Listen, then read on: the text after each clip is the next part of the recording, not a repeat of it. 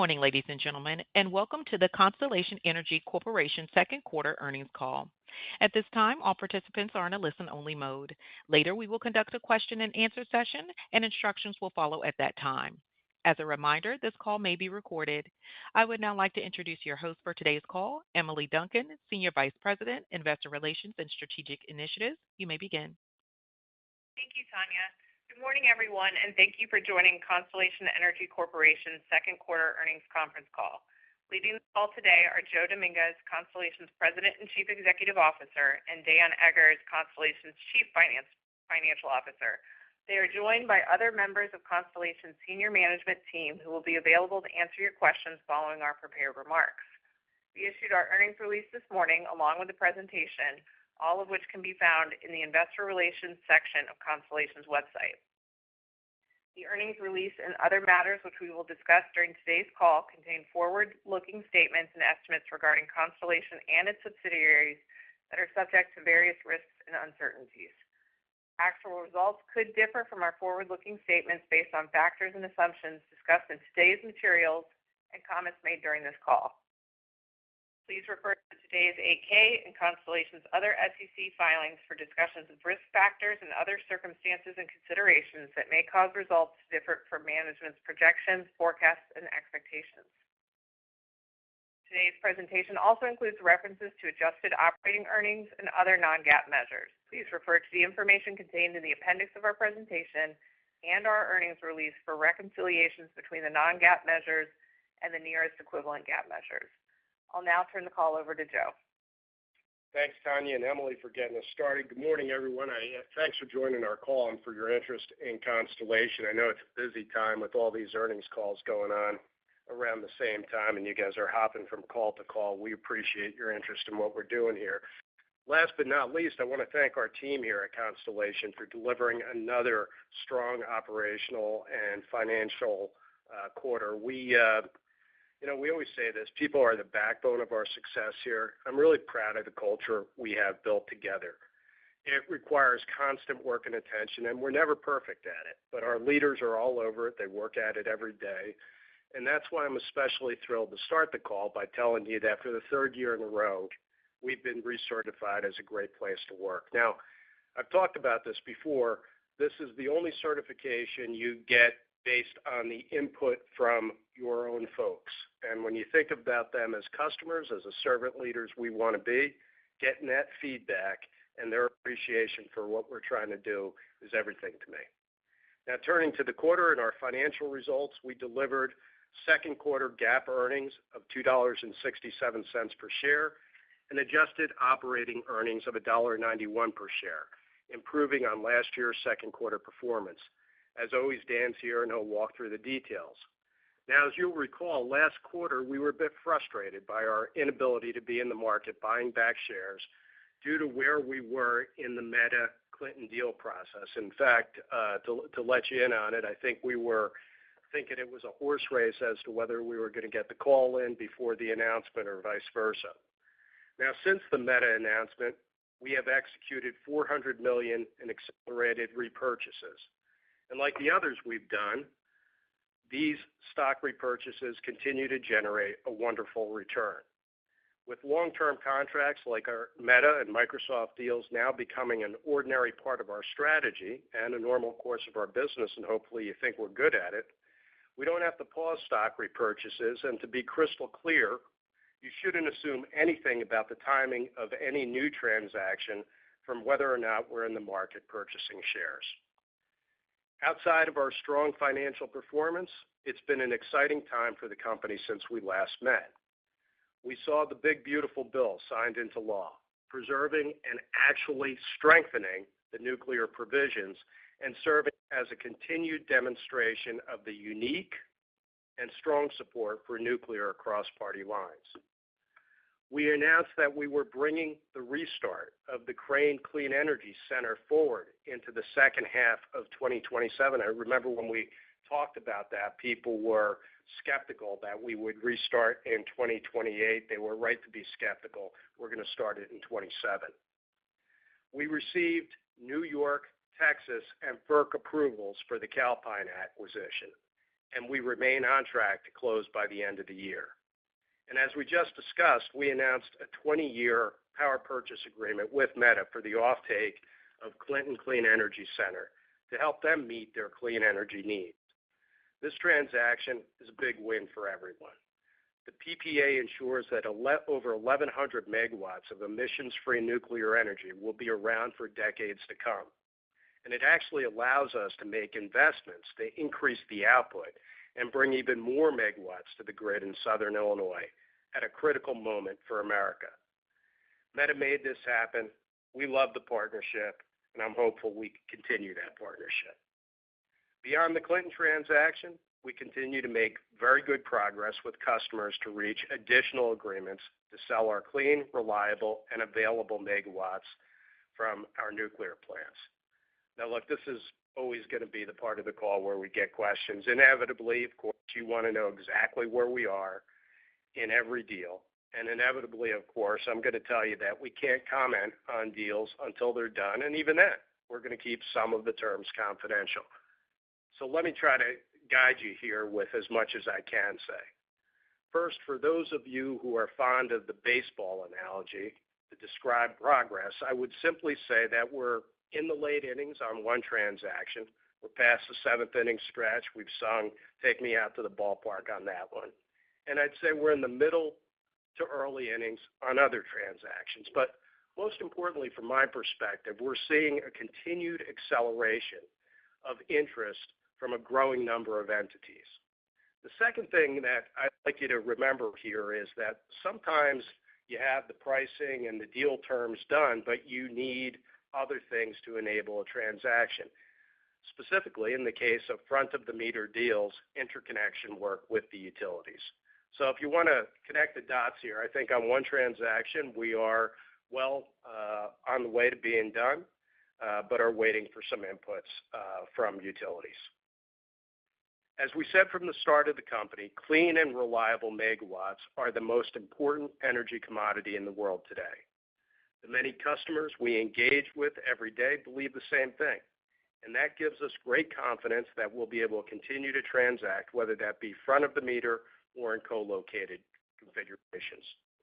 When we announced the Calpine acquisition, we talked about the importance of natural gas's role in the data economy and the reliability of the system. Now, notably in this regard, we were pleased to see Calpine's announcement supporting a 190 megawatt data center near the Thad Hill Energy Center in Bosque County. We expect to see more of these transactions in the future across the industry, and with respect to Calpine, we think the combination of gas and nuclear gives us a huge competitive advantage. It allows us to provide a differentiated product that combines fast and reliable interconnection at both nuclear and gas sites, and the benefits of being able to provide clean and reliable energy product to our customers. Firm, clean energy that is priced at a visible rate for 20 years or more if the customer desires it. That's a big deal. Now let me shift gears a bit. Justifiably, given its scale, we talk a lot about data center customers, but you got to remember here that many of our businesses value and buy clean nuclear, and that continues to accelerate. This quarter, I'm pleased to announce a significant new carbon-free energy transaction with Comcast, a company that's been a wonderful partner to Constellation for many years. As part of it, Comcast will be supporting uprates. So again here, in this deal, we see a connection between private customer agreements and our country's objectives of preserving and growing clean and reliable energy. And finally, as we've talked about before, we see interest from governments. The interest was shown to you with the GSA deal. And while many of you have been grinding through industry calls this week and last week, you might have missed that the New York Department of Public Service staff released an important white paper calling for a 20-year extension of the ZEC program in New York that covers over 3,000 of our megawatts.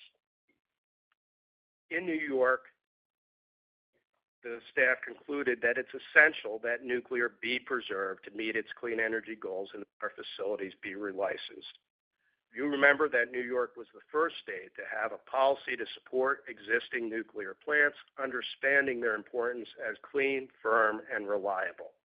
Extending the ZEC program ensures that these plants will be there to support New York for decades to come. We commend the paper to your reading.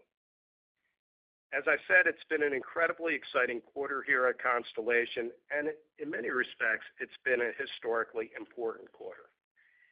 It's a quarter where you see everything we have told you now coming to pass.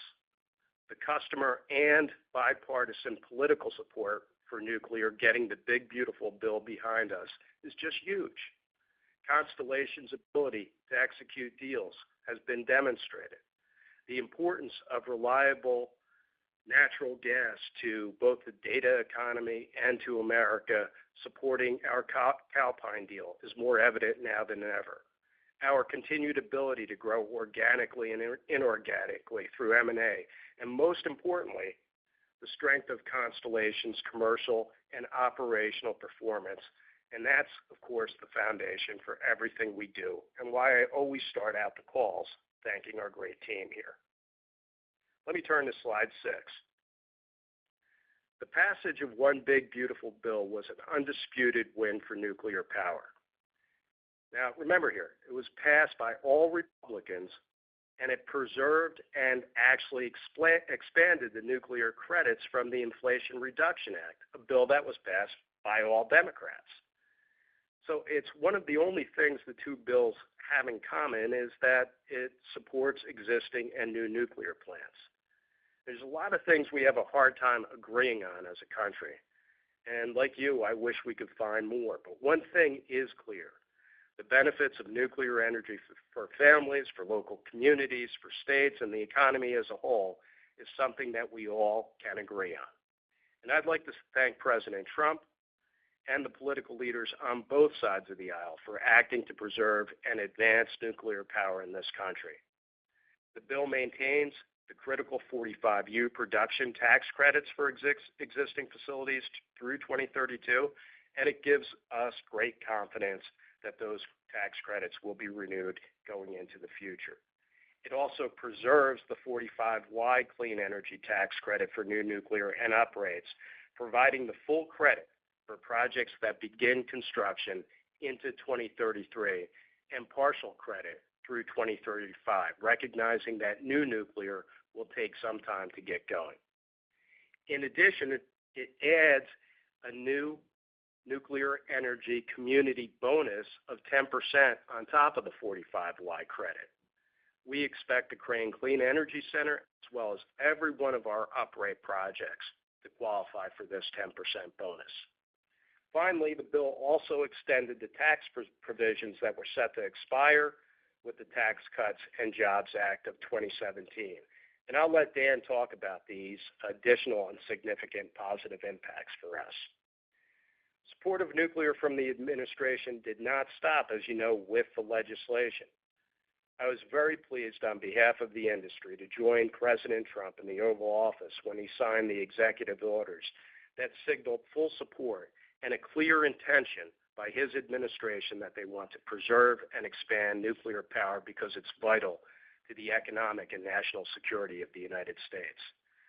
The nuclear EOs rightly focus on common sense initiatives to expand the existing fleet with fast-track licensing, increased domestic conversion and enrichment, and accelerate the deployment of new reactors, all while maintaining the NRC's track record of being a responsible regulator that places safety at the top of every consideration.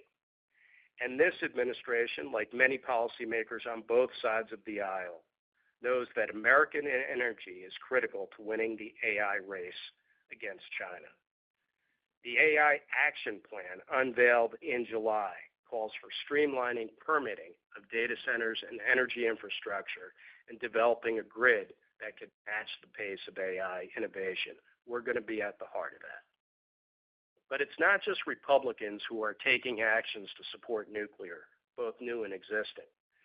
At the end of June, in addition to supporting the continuation of the ZEC program through 2049, which we just talked about, New York Governor Hochul called for building 1 gigawatt of nuclear in upstate New York to support a reliable and affordable electric grid while providing the necessary zero emission to achieve a clean energy economy. This follows our work at 9 Mile Point on an early site permit.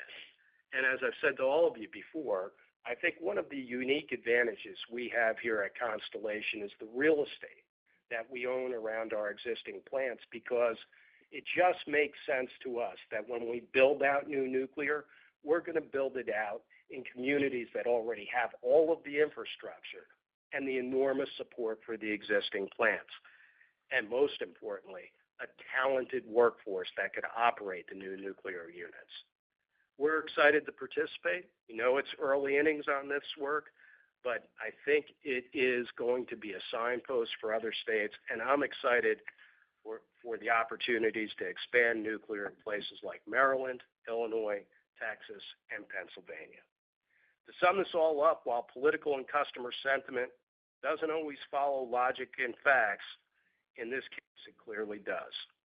Firm, clean, reliable nuclear power is the most important energy commodity in the world today, and through Constellation, you, our owners, have more of it than anyone.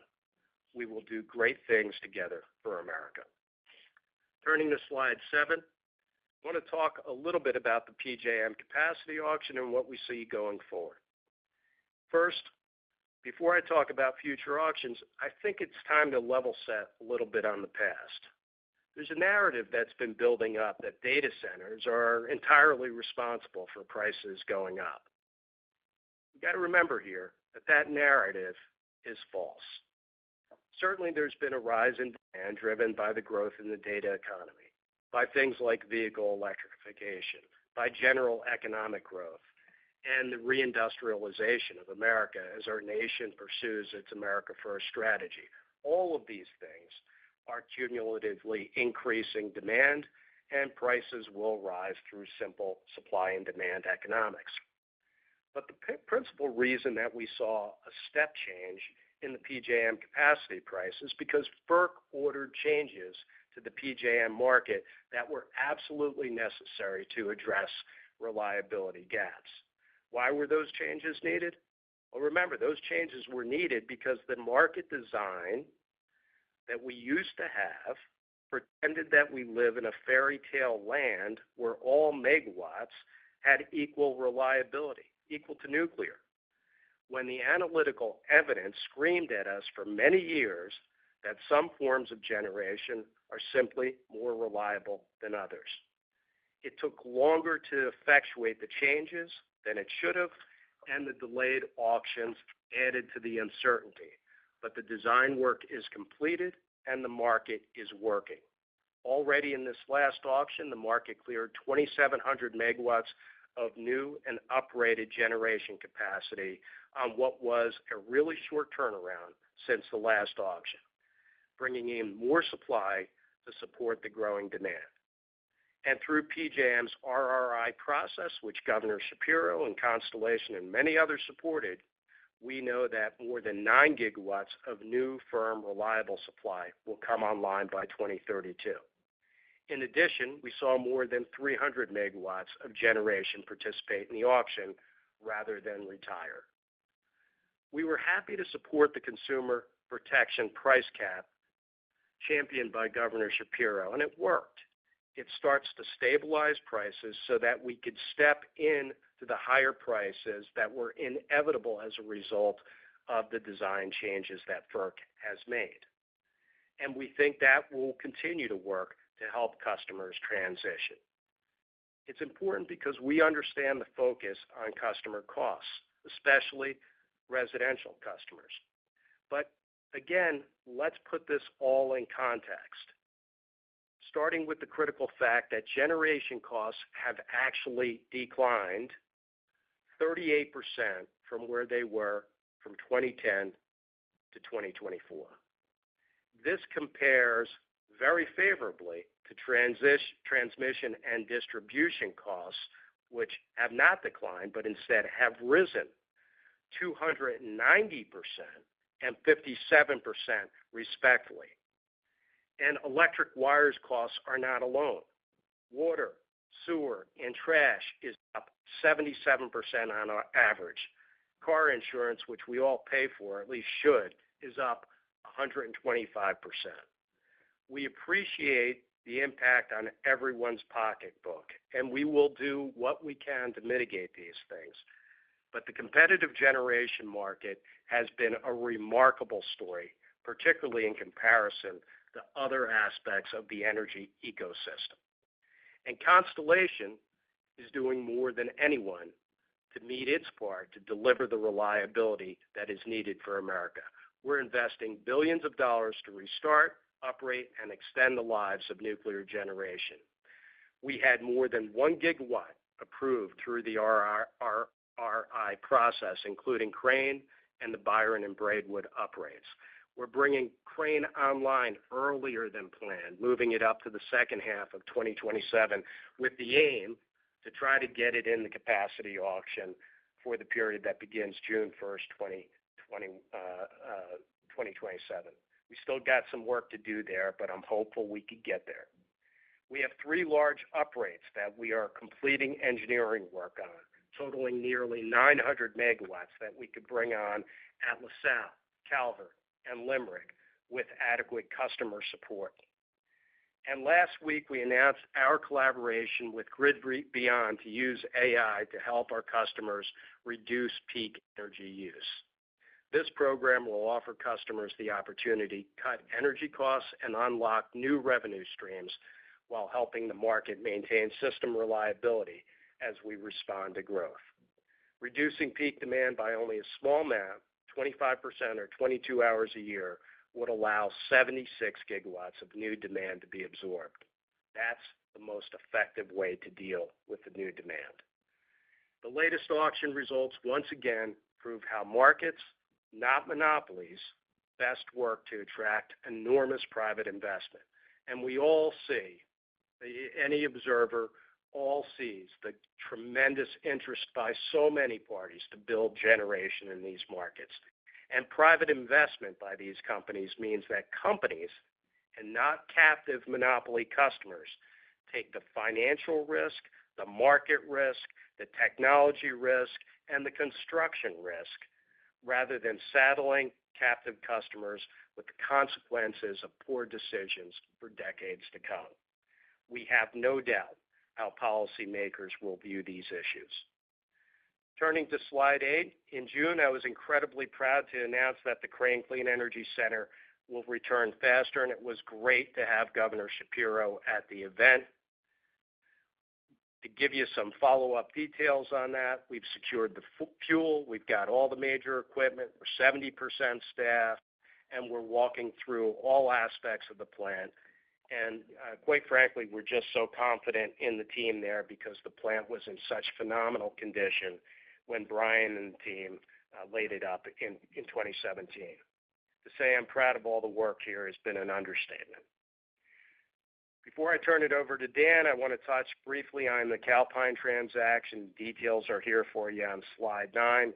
The more time we spend with the Calpine team, the more I'm excited about the combination of the talented people in both companies. We've received 3 of the necessary approvals, and we're working with the Department of Justice on a second request for data. And hopefully it puts us on a track to complete the work with the department and have this transaction close by the end of the year. The sooner we could get it closed, the sooner we could offer American families and businesses the unique capabilities of the combination of these businesses. And I'm super proud of the regulatory team that has worked to get the 3 approvals we've gotten, and I'm hopeful that we will get the last one here shortly.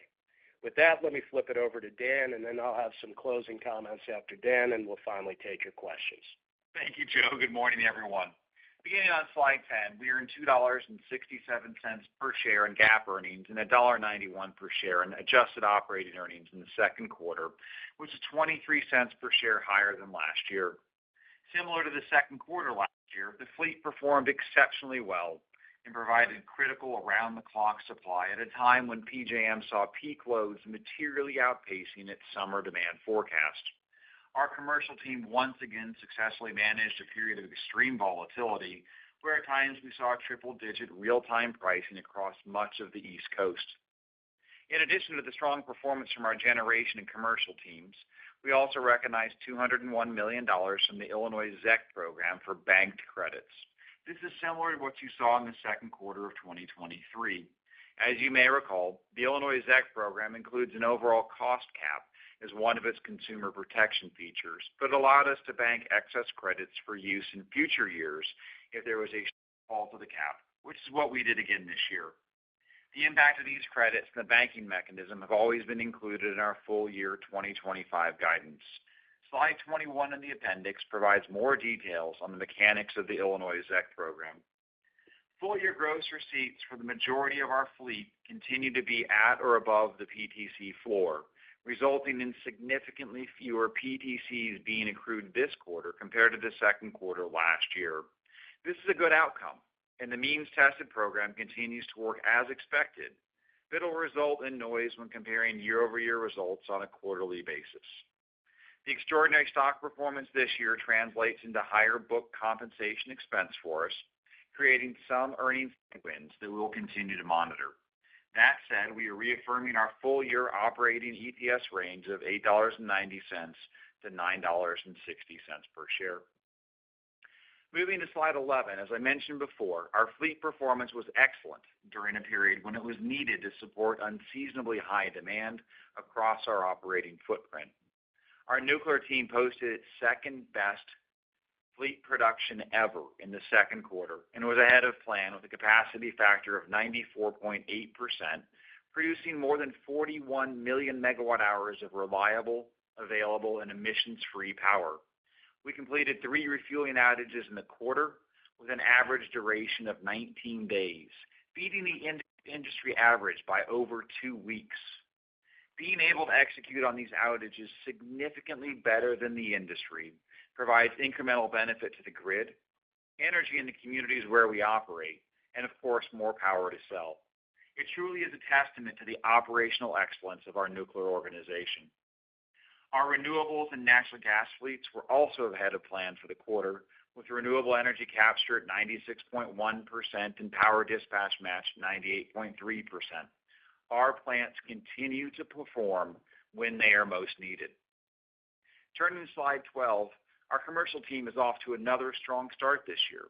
We're creating value from continued market volatility by optimizing our portfolio, locking in higher than average margins on retail sales, and finding success in selling value-added products around the clean attributes of our nuclear plants. We continue to see robust renewal and new business win rates with our power and gas products, reflecting the durable relationships we have with these customers. Our scale and ability to develop products to meet the needs of our customers is truly a competitive advantage. We have spent a lot of time over the last year and a half talking about the incredible demand for long-term, clean, firm, and reliable power from the data economy customers, and for good reason. But it has arguably overshadowed our success in selling these same products to our traditional commercial customers. For example, through June of this year, we have sold nearly double the volume of hourly carbon-free and emission-free products than we signed all of last year. Let me offer a little more dimension on what we're seeing with these sales. Remember that the ability to offer time-matched clean power has only been around for just over 2 years in PJM, so we're encouraged by the growth in what is still a relatively new market. Also interesting is that our customers for these products have mostly been from industries outside of the data economy, reflecting the breadth of demand for these offerings. The products are rightly sold at a premium to typical C&I deals, compensating us for the uniqueness of a scarce, firm, around-the-clock carbon-free energy solution. And finally, the duration of these products varies, but they are typically much longer terms than those of our traditional commodity business. Another area where we're seeing tremendous growth is with data center customers we already serve. Focusing just on the accounts we have continually served over the last 3 years, we have seen their usage in the first half of 2025 increase 45% compared to the first half of 2023. This step up in usage is probably not unique to Constellation, but it is indicative of the increased demand coming from the data economy expansion of existing sites, and gains in energy density, even in existing facilities. Turning to slide 13, I want to provide some brief comments around the financial impacts of the latest capacity auction. As a reminder for everyone, help with your modeling, with the nuclear PTC now in place, calculating the benefit from higher capacity prices is admittedly a little more involved than just a P times Q and depends on expectations for gross receipts. When we are below the PTC floor, upside in pricing will first offset PTCs being generated, and then when above the floor, we would retain the upside. Fortunately, given where the current forwards are, our nuclear fleet is above the PTC floor for 2026 and 2027, so the uplift in capacity markets will flow to our earnings outlook, assuming prices hold. This earnings upside above the PTC floor will show up in our enhanced earnings bucket. That said, for the 3 sites in Illinois that are in the CMC program through mid-2027, any revenues above the CMC price will be refunded to customers, so we will not realize any upside benefit for these 3 CMC plants in Illinois, even though they cleared the auction. So from a financial impact perspective, we'll just focus on Constellation standalone and not include Calpine, given where we are in the approval process. For 2026, the net EPS impact of Constellation is approximately 50 cents per share. For 2027, assuming that we carry the same capacity prices forward to the 27-28 auction, we would expect an approximately $1.50 per share increase in EPS. And to help calibrate with these earnings benefits, the delta upside is, again, say conservatively low number around $200, low 200s per megawatt day embedded in our expectations. Turning to slide 14, the strength of our balance sheet continues to be foundational to the company and our capital allocation. The combination of our investment-grade balance sheet and strong free cash flow creates strategic flexibility to fund the Calpine acquisition, as well as pursue future growth investments and return capital to our owners. On our first quarter call, we talked about our disappointment in not being able to repurchase shares on the short-lived dip. During the second quarter following the announcement of the Meta transaction, along with reiterating that more long-term PPAs are part of our strategy, we were able to enter into an accelerated share repurchase program for $400 million. We expect this view of data economy deals as now being normal course to our business will afford us flexibility and when we can be in the market buying back stock going forward. And with this quarter's $400 million, we will have repurchased $2.4 billion of our outstanding shares since the beginning of our buyback program and still have about $600 million remaining under the current board authorization. We will remain opportunistic in returning that capital to our owners. Let me now turn to the One Big Beautiful Bill Act. Joe already talked about our excitement around the support for the nuclear PTC provisions, but there are some key other benefits from the legislation Constellation. The OBBBA includes an incremental 10% bonus on the 45Y credit for nuclear energy communities that will provide incremental tax benefits for new nuclear megawatts. We expect the Crane Clean Energy Center, as well as our other uprate projects, to qualify for this bonus. We also benefit from the general corporate provisions included in the legislation, moving from 40% to 100% bonus depreciation on our entire capital plan, including fuel, as well as an immediate deduction for research and development expenses, will meaningfully benefit our cash position.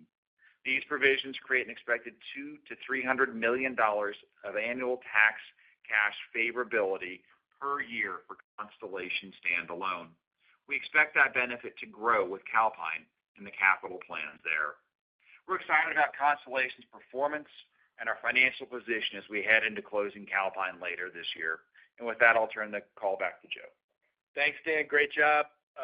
So look, Dan and I have covered, we had a pretty great first half of the year from our perspective, financially and operationally. Real big wins on the policy front. We have some terrific, significant opportunities on the horizon to kind of continue to build on the successes you have seen us achieve already. And we're focused on closing the Calpine transaction the second half of the year and really doing the work here to bring these two great companies together. Our company is really like no other, and our unique and strong foundation will create value for our owners year in and year out. So we produce robust cash flow and base earnings, which are protected by the nuclear PTC, which, as you've seen now, has tremendous bipartisan support, and I think we should reasonably expect the policy to be continued.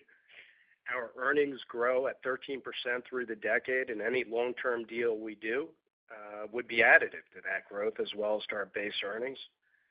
We've had a track record of finding ways to improve our earnings, and just this update here, you're seeing what we're doing with the Cranes restart. We've done the deals with Meta and Microsoft. We've got the Calpine acquisition.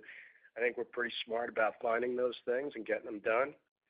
Calpine will add $2 in EPS and $2 billion of free cash flow before growth starting next year. And Dan, of course, covered some of the cash benefits of Big Beautiful to us.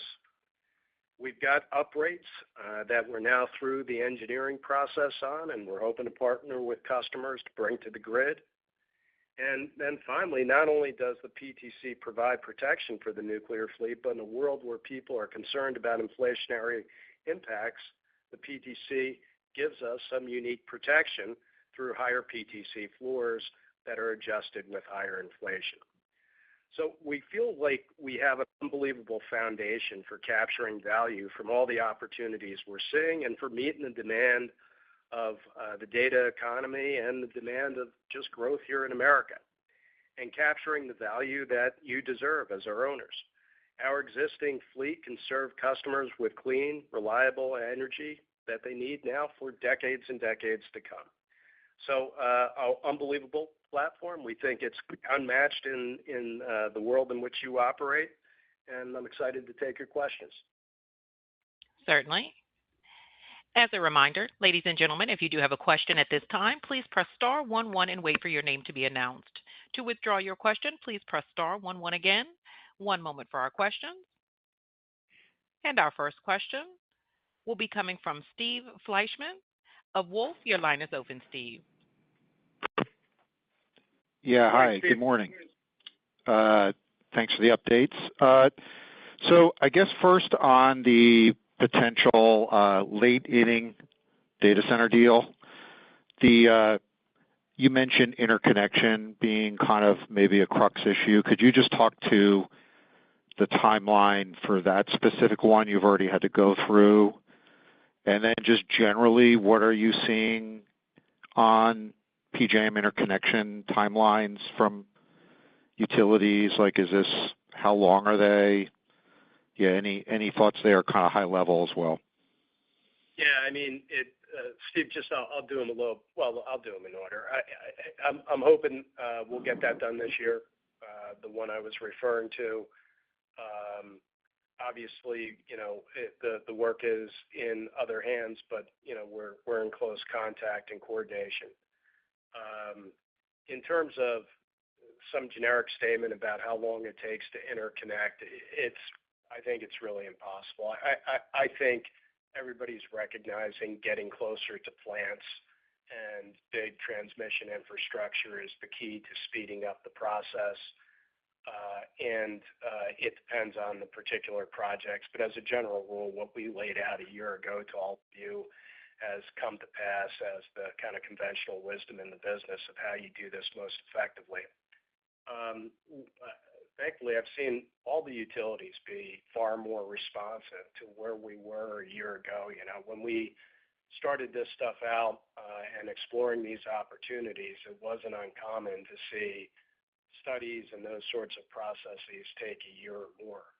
And I think all of the utilities, to their credit and to our appreciation of their work, have figured out ways to expedite the engineering work and to go through the many requests they get in kind of a principled way. We've seen some utilities group requests to deal with them more quickly, but everybody seems to be responding to the need for speed. And so I'm glad to see that, but still, at the end of the day, it depends where you put this stuff.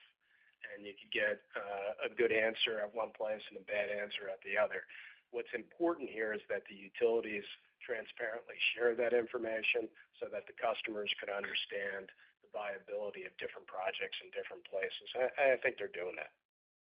And then just on this late inning one, is this a matter of kind of just timing and cost, or is this kind of like any risk of it just not being viable?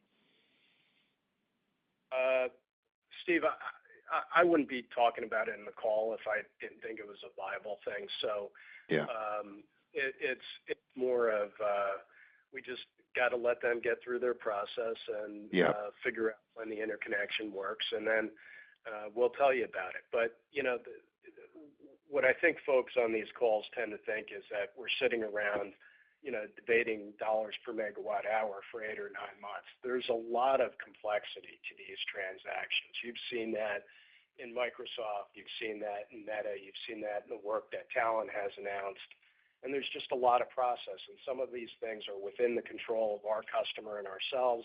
And when you're on the grid, you do need the involvement of other parties. And then, making sure that the equipment that is needed for upgrades is available and all of that stuff. So it ends up taking a good bit of time, as you could appreciate. But, we feel we're in a pretty good spot. Okay. I've got a million PJM questions, but I'll let other people ask those.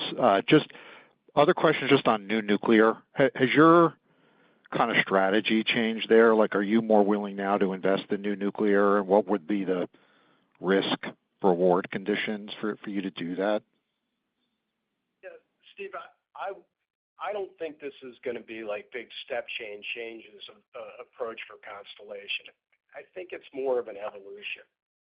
And with time, with the work that Brian Hansen and his team at Nuclear put into studying the designs, and then not only just looking at the designs from a viability and operational standpoint, but kind of getting into the nitty-gritty of the cost line items for the different component parts to better understand how the thing is actually going to be manufactured, whether it's modular in the case of an SMR, where the equipment's coming from, timelines, all of that stuff is work that we are literally refining every single day. And here's what I would say. As a general rule, I feel better with the passage of each week in terms of better understanding cost structures and the time to complete the work. And so I would say that our confidence is growing, but it's growing incrementally, not in terms of major step changes. And so I think I think it's quite viable. I think it's very, very real. I don't think that everybody's design is going to actually work and be commercially viable, but we've got a pretty good bead on who we think the winners are going to be. We've had a lot of conversations with companies to think about how Constellation, given its unique access to real estate, its operational expertise, its construction expertise, all of those things could be brought to bear in aid of one of these companies. So I'm pretty pumped up about where this could go, but I'm not yet at a point where I could say on a call like this what the cost is going to be, and here's when we think we're going to be able to do it.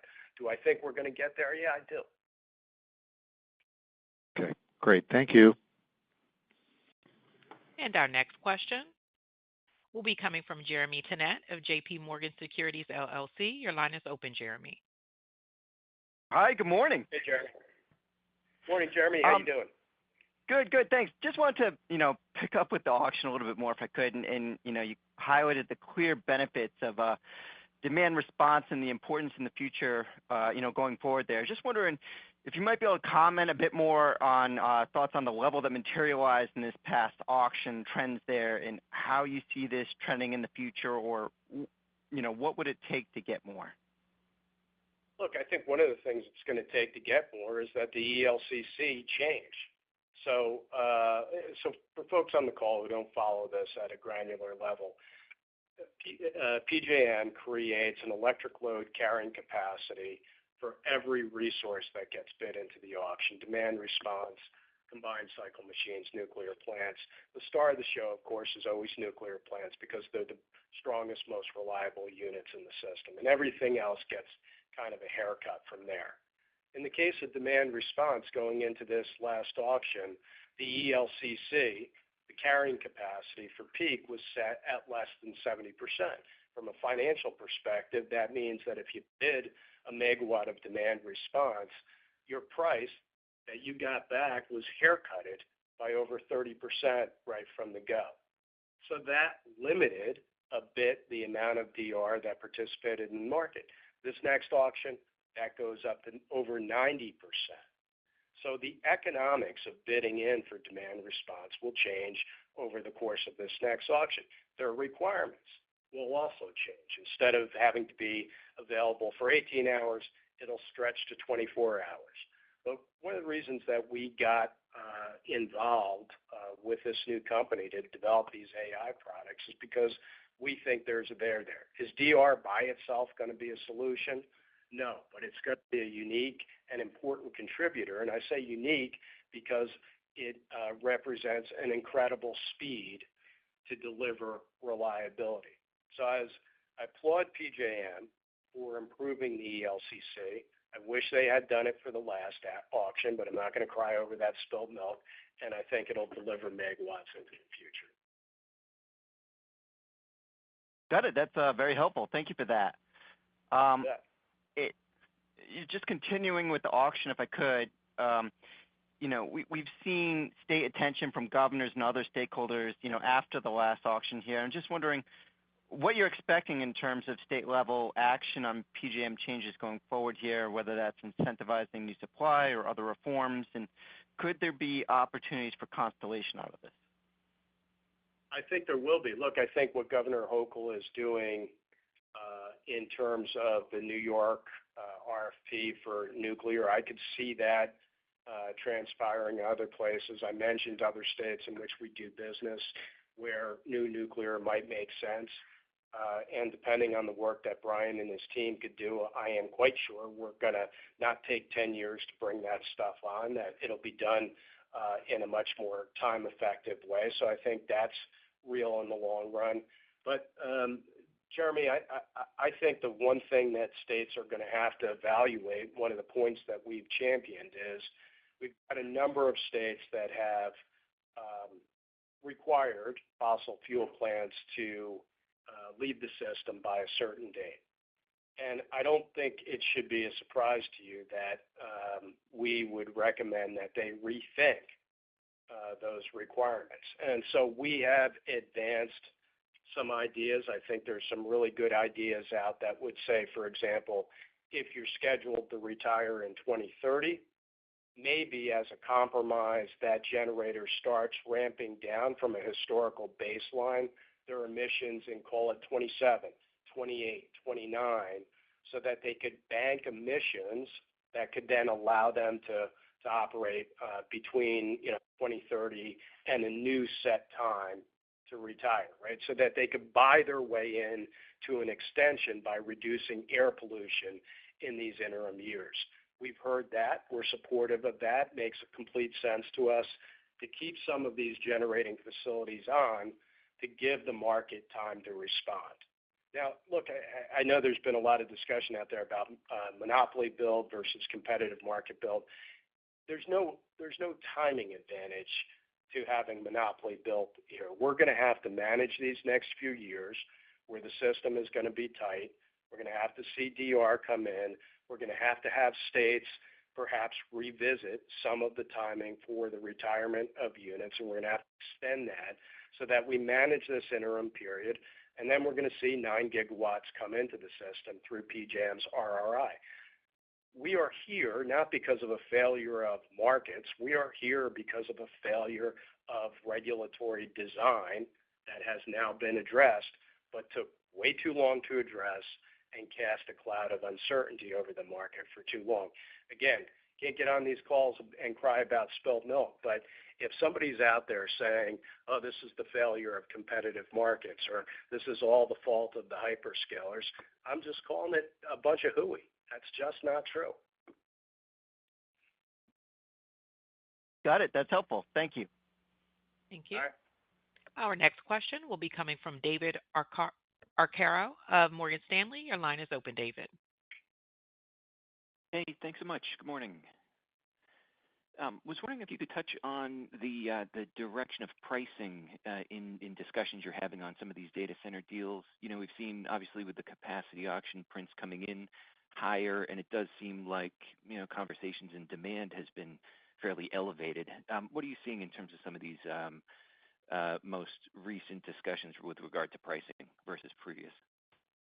Yeah, David, I'm not going to talk about, well, first of all, David, good morning. Thanks for being on the call. Not going to talk about specific deals because I don't want to reference a particular transaction from a timing standpoint.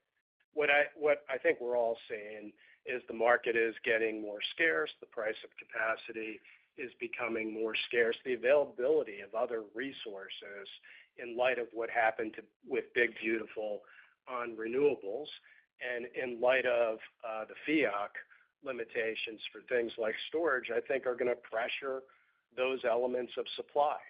We talked in our last call about the cost of combined cycle machines going up.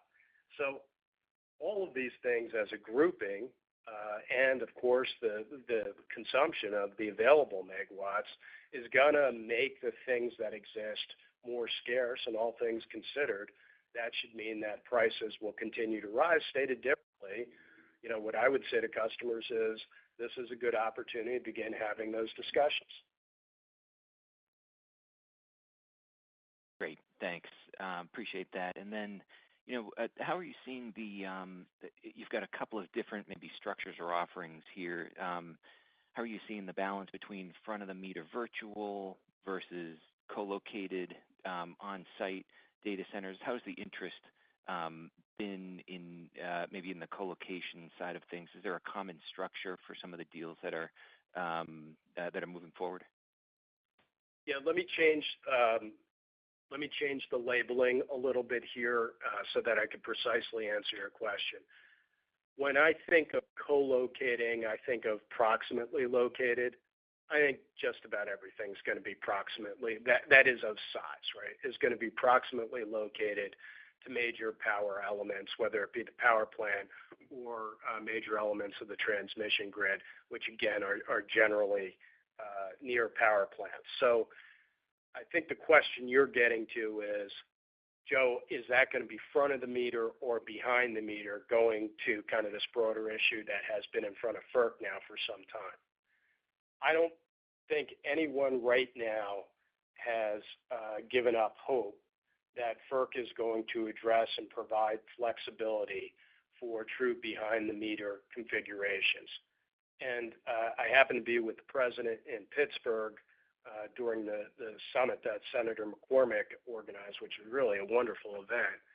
And one can't hear the president talk without coming to the conclusion that the president very strongly feels that things that are behind the meter and that generation built specifically for data centers has got to be a part of the solution set that is available to customers.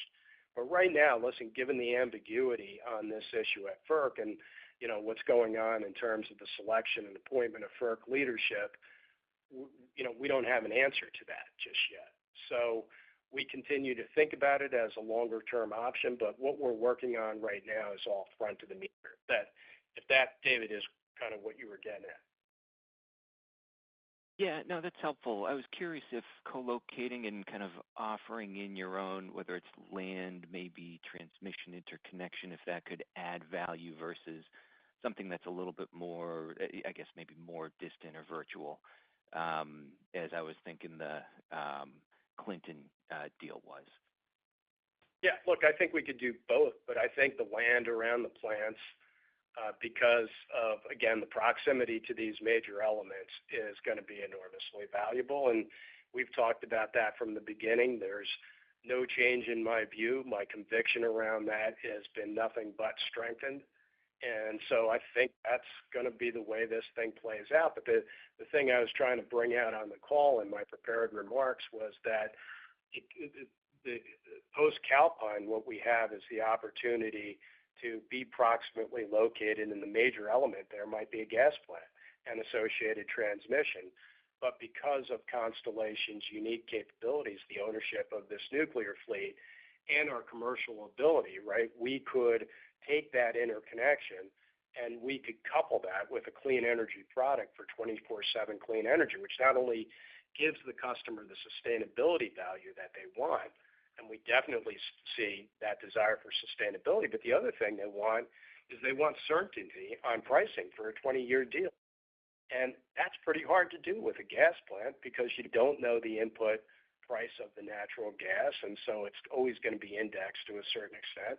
And it's very difficult to do because you don't know what future environmental policies might mean to the cost of CO2.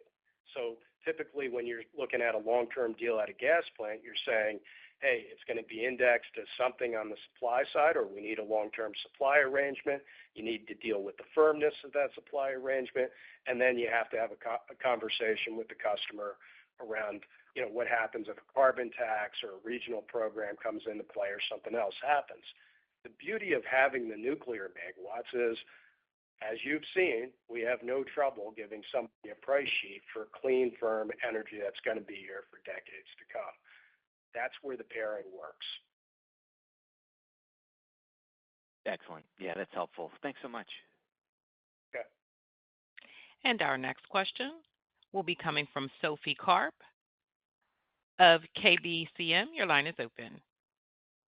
Morning, Hi, Sophie. good morning. Good morning. Thank you for taking my question.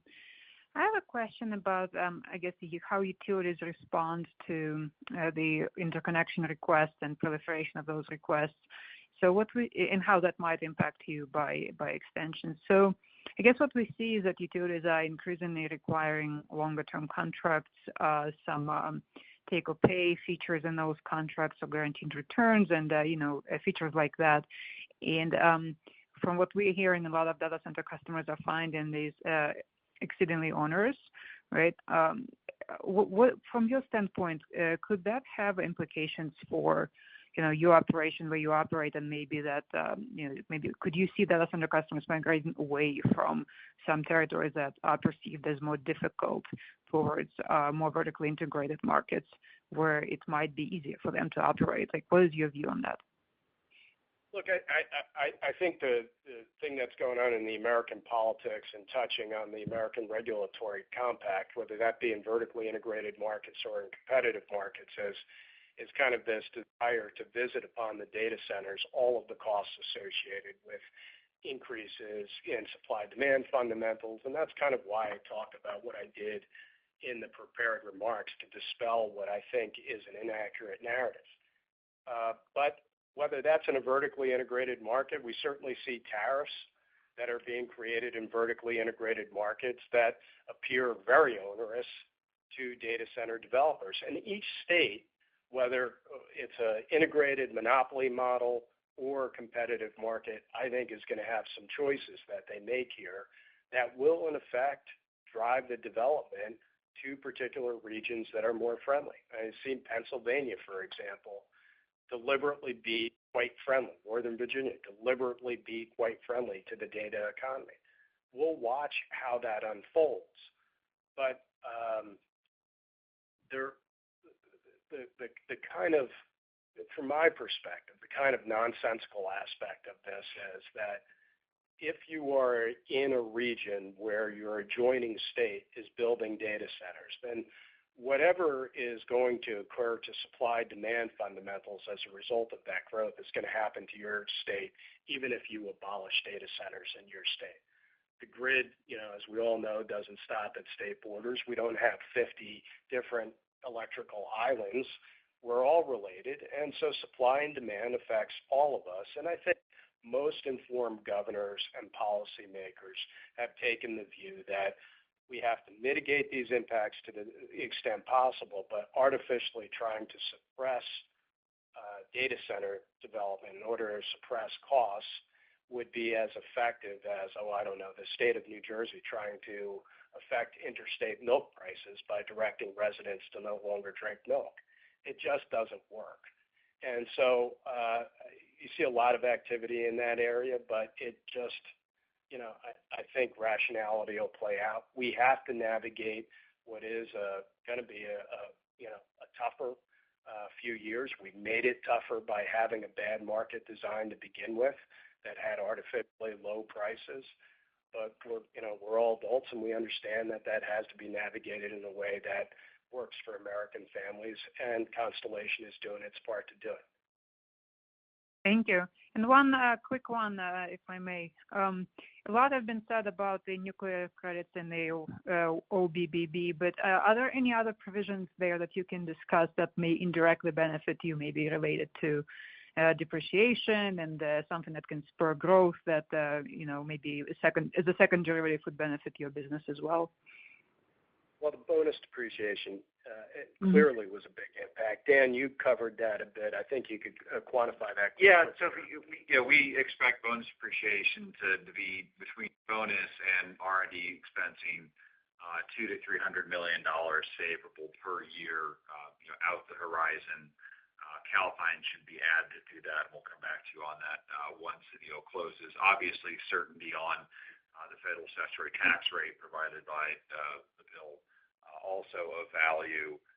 45U, 45Y credits important, and a 10% adder on 45Y for nuclear communities, another incremental opportunity. Those are, from our seats, the biggest ones from what we're focused on today. Thank you. That's all for me. And I would now like to turn the call back to Joe for closing remarks. Well, look, as always, thanks for your time this morning. Again, no, it's a busy time for everybody. I hope we answered your questions, and we thought it was the second quarter was the end here of a wonderful first half for us in 2025. We look forward to continuing to execute for our owners and for all of our stakeholders. So until the next time, be well. Ladies and gentlemen, thank you for participating in today's conference. This concludes today's program. You may now disconnect. Everyone have a great day.